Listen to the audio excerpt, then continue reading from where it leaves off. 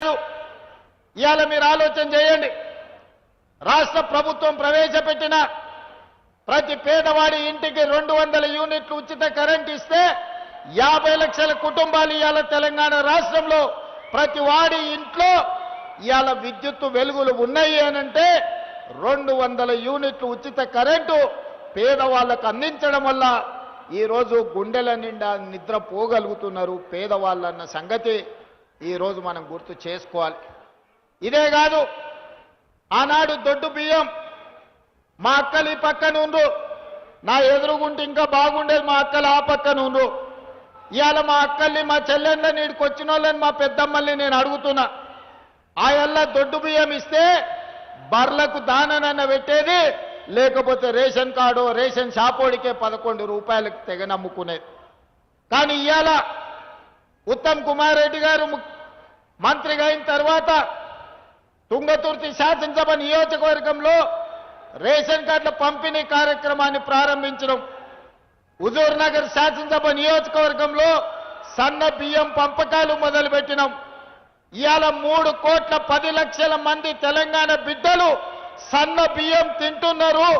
ఆ సన్న బియ్యంతోనే సంటి పిల్లలకు బుక్కెడు బువ్వ ఈరోజు కన్న పిల్లలకు తినిపిస్తున్నారు మా అక్కలు మా చెల్లెళ్ళు. అంటే ఈ రోజు ఈ ప్రభుత్వంలో ఇందిరమ్మ రాజ్యంలో పేదవాడి కడుపు నింపాలి, పేదలకు న్యాయం జరగాలి, పేదల ఆకలి తీర్చినప్పుడే నిజమైన ఇందిరమ్మ రాజ్యం అని ఈనాడు మన ప్రభుత్వం సంపూర్ణంగా విశ్వసిస్తుంది. కాబట్టి ఆ శాఖకు సంబంధించిన మంత్రివర్యులు ఉత్తమ్ కుమార్ రెడ్డి గారు ప్రతి పేదవాడికి ఇవాళ రాష్ట్రం మొత్తం మీద సన్న బియ్యం అందిస్తారు.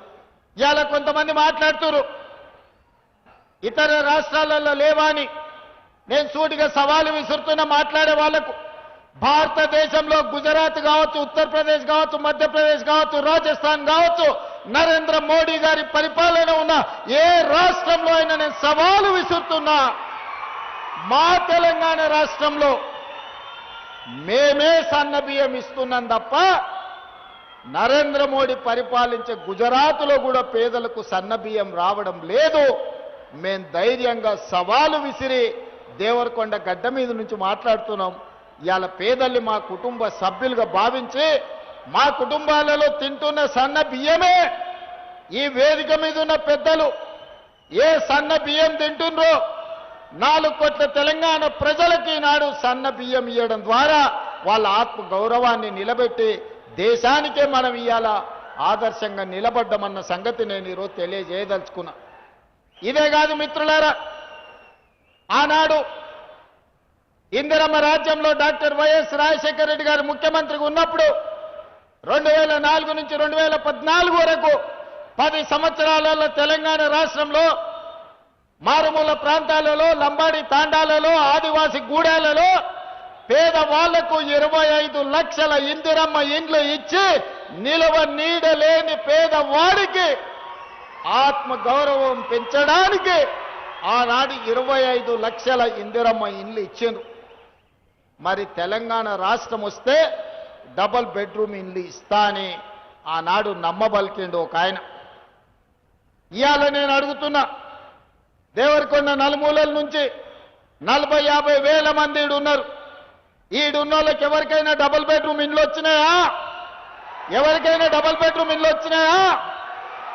అందుకే ఎన్నికల సందర్భంగా నేను సవాల్ విసిరిన, చంద్రశేఖర్ రావు గారు నువ్వు ఏ ఊర్లో డబుల్ బెడ్రూమ్ ఇండ్లు ఇచ్చినావో గా ఊర్లో నువ్వు ఓట్లు అడుగు. ఏ ఊర్లో అయితే 2004 నుంచి 14 వరకు మేము ఇందిరమ్మ ఇండ్లు ఇచ్చినామో మేము ఆ ఊర్లో ఓట్లు అడుగుతాం. నీకు డిపాజిట్ వస్తే నువ్వు విధించిన శిక్షకు మేము సిద్ధమవుతామని ఉలికలే పలకలే. కానీ దేవరకొండ ప్రజలు నిజాన్ని గుర్తించిండ్రు. బాలు నాయకును 45,000 ఓట్ల మెజార్టీతోని ఇవాళ గెలిపించారు. వాస్తవంగా ధనిక రాష్ట్రమైన తెలంగాణ ఆనాడు ప్రభుత్వంలో ఒకవేళ ఇందిరమ్మ ఇండ్లే ఇచ్చుంటే 10 ఏళ్లలో 20 లక్షల ఇండ్లు కట్టడానికి అవకాశం ఉండే. కానీ పేదవాళ్ల పట్ల ఆయనకి ఏమాత్రం ప్రేమ లేదు. పేదవాళ్ల పట్ల ఏ మాత్రం అభిమానం లేదు. పేదవాడికి ఇందిరమ్మ ఇల్లు ఇయ్యలే, డబుల్ బెడ్రూమ్ ఇల్లు ఇయ్యలే. ఆయన మాత్రం 10 ఎకరాలలో 150 గదుల గడిని నిర్మించుకున్నాడు.